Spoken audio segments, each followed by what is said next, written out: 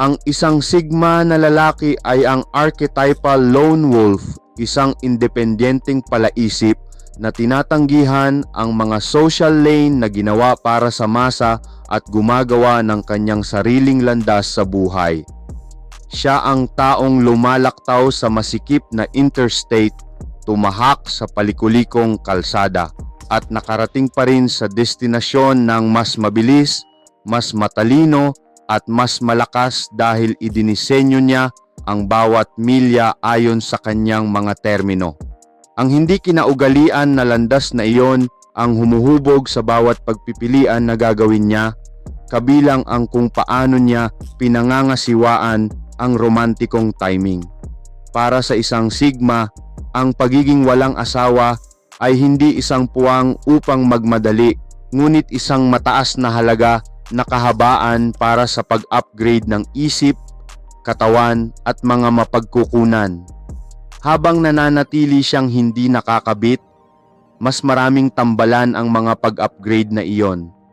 Sa video na ito, tatalakayin ko ang higit sa 8 bagay na nangyayari kapag mas matagal ang isang sigma na lalaki ay walang asawa. Numero 1. Nagiging mas mapanganib sila. Ang katahimikan ay nagiging sandata. Ang pag-iisa ay nagbibigay daan sa sigma na pag-aralan ang komunikasyon sa pinakamadaling antas nito.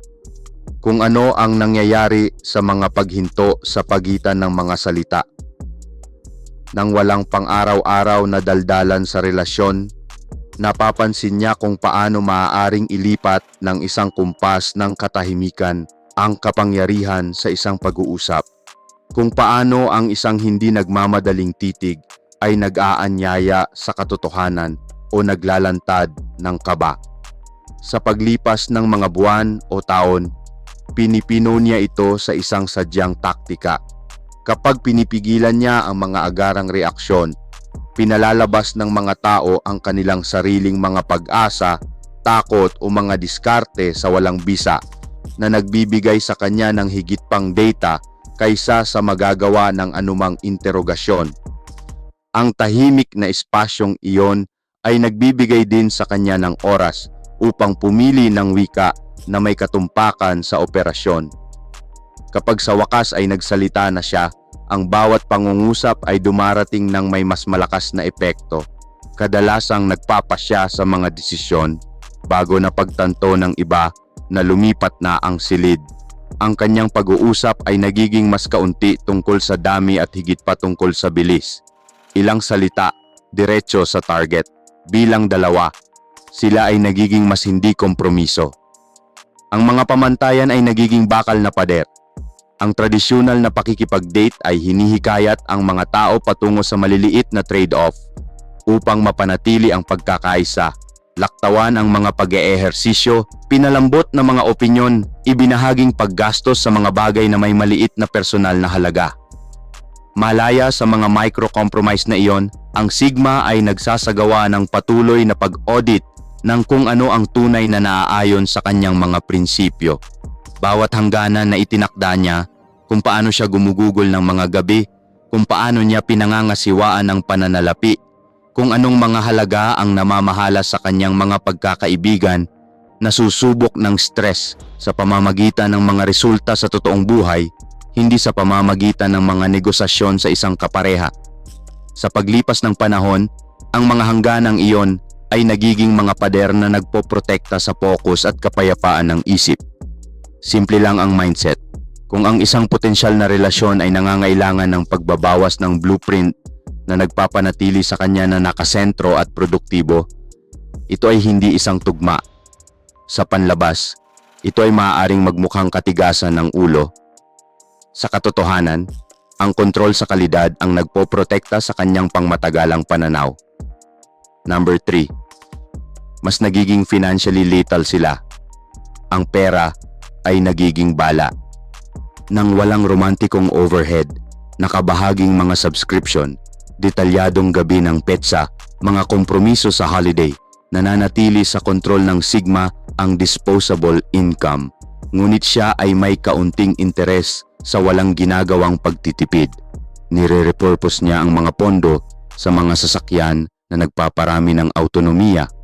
Ang ilang mga dolyar ay napupunta sa mga asset na pinagsasama-sama na mababa ang panganib, ang iba sa mga pakikipagsapalaran na may mataas na paniniwala o mga profesional na sertipikasyon na nagpapataas ng kisame sa kita. Ang pera ay nagiging isang taktikal na pagkakataon. Pinopondohan nito ang mga madiskarteng paglabas mula sa hindi nakakatuwang mga trabaho. Pinapabilis nito ang mga prototype ng negosyo. Ito ay buffer ng matapang na geographical na mga galaw. Habang lumilipas ang mga buwan ng pagiging single, nagsasama-sama ang mga compounding return at mga skill bonus na nagbibigay sa kanya ng financial launchpad na karamihan sa mga kapantay ay hindi tutugma kahit na may dalawang kita. Para sa kanya, hindi status signal ang kayamanan. Isa itong hanay ng mga susi na nag-a-unlock sa mga silid na may label na kalayaan at pagkakataon sa hinaharap. Numero 4, nagiging mas magnetic ang mga ito. Ang kakapusan ay nagbubunga ng pagkamausisa. Ang sikolohiya ng tao ay nagbibigay ng premium na halaga sa kung ano ang bihira. Ang sigma na hindi nagsusumikap para sa atensyon sa mga dating app o social na kaganapan ay nagiging isang buhay na senyales ng kakulangan. Nararamdaman ng mga tao na kontento siya ng walang patuloy na pagpapatunay at nag-trigger iyon ng pag-usisa. Ano ang tinutukan niya na mas nakakaakit kaysa sa paghabol? Dahil hindi siya nagbo-broadcast ng pagnanasa. Ang bawat pakikipag-ugnayan ay nararamdaman na sinadya. Ang mga kasamahan, kakilala, maging ang mga kaswal na tagamasid ay nagsisimulang lumapit, umaasa sa isang sulyap sa likod ng kortina. Nahigitan ng organikong intriga ang mga tradisyonal na taktika ng pang-akit. Hindi ito ginawa sa pamamagitan ng flash, ngunit nabuo sa pamamagitan ng tunay na pag-aari sa sarili.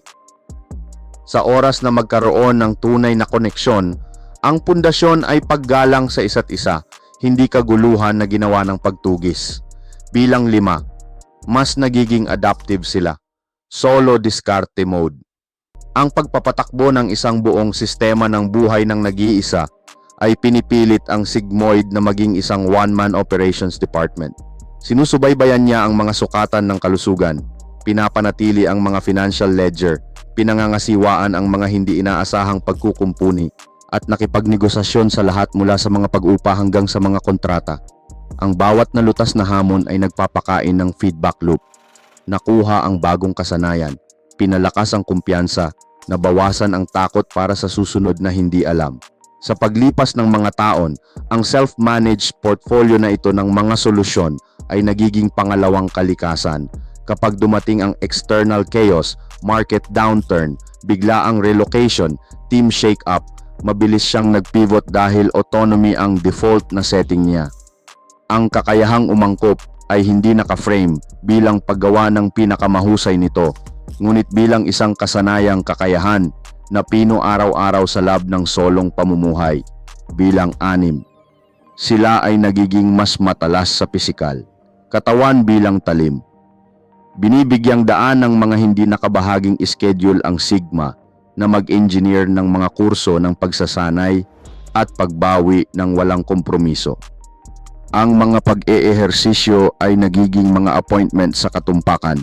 Ang mga plano sa nutrisyon ay nagsisilbi sa pagganap, hindi panlipunang kaginhawahan. Sa pare-parehong hindi naputol ng mga nilaktawan na petsa sa gym o hindi tugmang mga gawi sa pandieta, tumataas ang mga pisikal na sukatan buwan-buwan.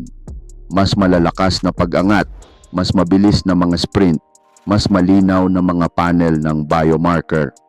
Ang pisikal na pagpipino na ito ay hindi gaanong tungkol sa aesthetic na pagpapakita at higit pa tungkol sa pagiging handa sa pagpapatakbo.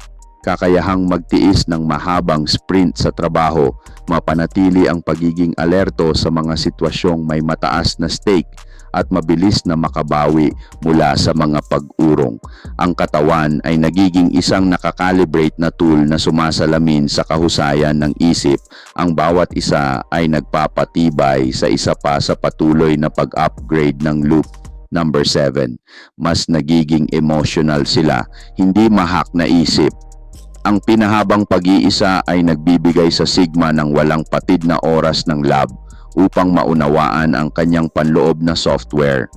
Pinag-aaralan niya kung ano ang nagpapasiklab ng stress, kung ano ang nag-trigger ng pagpapaliban, kung paano binabago ng pagtulog o dieta ang mood. Nang walang panlabas na emosyonal na pagkagambala sa mga pagbabasa ng ulap, malaya siyang nag-eksperimento, pag-journal, stoic reflection, mindfulness drills, pagtatambal ng mga kahinaan sa pag-iisip sa paraan ng pagsisil ng isang cybersecurity expert ng mga entry point. Unti-unti, hindi nabibili ang mga taktika sa pagmamanipula na umaasa sa pagkakasala, inggit o pambobola. Ang kanilang mga kawit ay hindi maaaring lumubog sa isang ibabaw na sand na makinis sa pamamagitan ng kamalayan sa sarili. Hindi ito emosyonal na pamamanhid, mahigpit na utos kung aling mga damdamin ang nakakakuha ng upuan sa pagmamaneho at kung alin ang makakakuha ng view sa likod ng hilera. Number 8, mas nagiging mission-obsessed sila, legacy lock-on. Nang walang mga relational logistics na lumilipat ng mga oras, walang mga negosasyon sa kalendaryo, walang mga bakasyon sa kompromiso, ang Sigma ay naghahatid ng bandwidth sa isang solong direktiba na nagtatayo ng isang bagay na higit sa kanya. Kung iyon man ay isang scalable na negosyo, isang katawan ng intelektual na gawain, o isang transformative na proyekto ng komunidad, ang misyon ay nagiging mas malinaw sa bawat walang patid na season. Ang mga pang-araw-araw na gawain ay nakahanay tulad ng mga compass point patungo sa isang mas malaking North Star.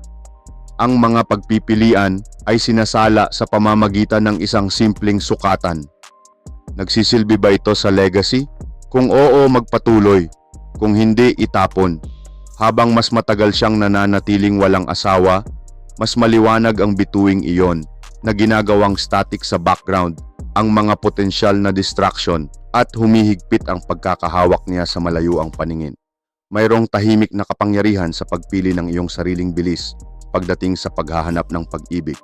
Habang ang mundo ay nagpapanatili ng marka sa kung gaano tayo kabilis magpares, ang Sigma na lalaki ay gumagalaw sa isang ritmo na itinakda mula sa loob, na ginagawang mga panahon ng pagpipino ang mga bukas na bahagi ng pagiging single. Ang trade-off ay totoo, hindi gaanong nakabahaging pagtawa sa maikling panahon, mas kaunting handa kapag bumibigat ang mga pasanin. Ngunit kung ano ang lumalaki sa espasyong iyon ay isang buhay na ininhinyero upang tumakbo sa layunin kaysa sa pangyayari. At ang layunin, sa sandaling naitatag, ay may paraan ng pag-akit sa mga tamang tao patungo dito sa eksaktong sandali na maaari silang maglakad sa tabi nito. Hindi pabagalin ito. Sumasang-ayon ka ba sa mga puntong binanggit ko sa video na ito? Gusto naming marinig ang iyong mga saloobin at karanasan sa mga komento sa ibaba. Kunin ang librong The Way to a Sigma Wolf kung gusto mong matuto palalo sa archetype na ito. Hindi ito para sa lahat. Ito ay para sa mga lalaking handang tahakin ang sariling daan. Kung isa ka sa kanila, i-download ang ebook sa description or type the word sa comment section Sigma. Ngayon para isend ko sa iyo ang ebook. Become the Sigma Wolf. Walk your own path. Para sa higit pang malalim na pagsisid sa Sigma male mindset, siguraduhing tingnan ang aming iba pang mga video. Salamat sa panonood at pagiging bahagi ng aming komunidad. Kung handa ka nang ipagpatuloy ang iyong paglalakbay tungo sa pagkamit ng kadakilaan, pindutin ang like button at mag-subscribe para hindi ka makaligtaan sa mga susunod na video.